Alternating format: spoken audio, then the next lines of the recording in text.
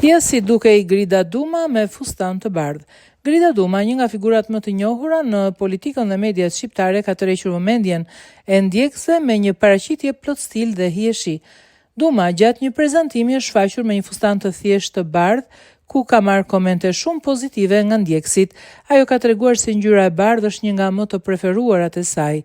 Grida, e njohur për stilin e saj të rafinuar dhe qasjen e kujdesshme ndaj imazhit, ditë jetë edhe një ikon mode për shumë gra shqiptare. Grida Duma ka bashkëtuar plot 22 vite me Ilir Shqinan, i cili ndroi jetë në 6 qershor 2026.